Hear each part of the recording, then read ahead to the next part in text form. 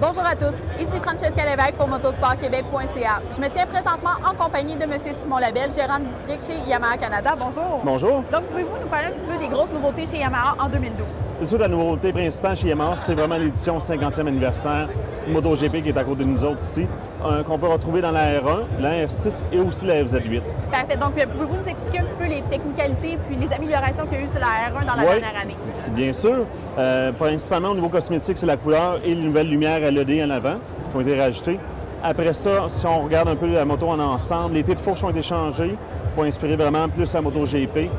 Les pédales aussi, les pédalions ont été changés à l'avant et l'exhaust en arrière aussi a subi des modifications. Donc, au niveau technique, il y a aussi eu un ajout de traction control. Oui, il y a vraiment la grosse nouveauté, c'est le traction control qui a 21 modes possibles pour ajouter vraiment le mettre la moto là, vraiment moins performante à extrêmement performante. Là. Donc, un débutant qui commence, qui décide que lui, il veut commencer avec un 1000 Super Sport, est-ce que c'est à conseiller grâce au traction control? C'est sûr qu'en ayant le traction control, ça va vraiment aider à vraiment adoucir la moto. Donc, ça va peut-être aider au niveau des petites erreurs de débutants qu'on pourrait faire avec un 1000 c'est en plein ça, oui.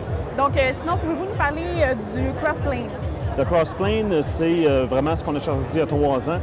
Ce qui fait que c'est comme si on aurait mergé là, vraiment un moteur V2, la grosse puissance à bas régime d'un moteur V2, avec la super puissance d'un 4 cylindres. Donc, il fait vraiment un moteur qui a vraiment une plage de puissance complète de bas régime jusqu'au régime maximum. Donc, l'édition, nous, qu'on voit devant nous ici, c'est la nouvelle édition pour le MotoGP, la 50e anniversaire. Ça, il y en a seulement 2000 au monde, sont toutes numérotées, autant la R1, la R6 que la FZ8. Donc, les trois, globalement, il y en a 2000?